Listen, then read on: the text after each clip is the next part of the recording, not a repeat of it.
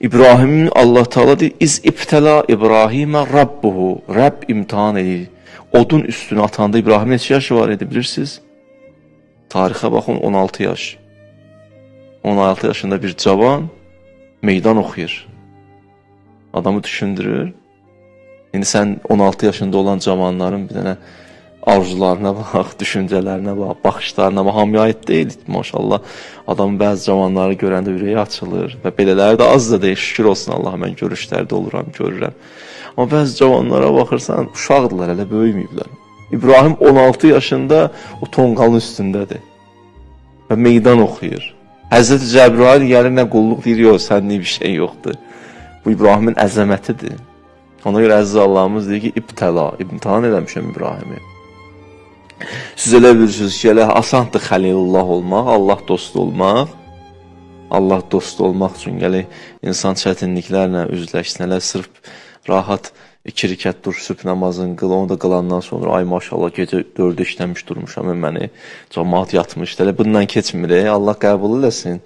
Bu vaxtlar indi çoxlarının sübh qəzaya verən vaxtlarıdır.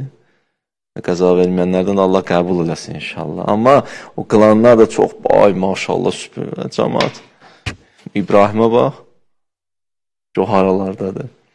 Xülasə, o imtihanla üzbəüzdür. O imtihanda Allah İbrahimi tanıdır dünyaya, orada olan insanlara, cəmiyyətə. Görün necə insanlar var. Onlar bunu düz qəbul eləmək əvəzinə, onun arxasıca getmək əvəzinə Nəmrud qərara gəlir ki, bunu buradan çıxardaq, sürgün eləyək. Çıxsın şəhərdən, ölkədən çıxsın, getsin. Qəbullana bilmirlər. Həzrət İbrahim çıxır.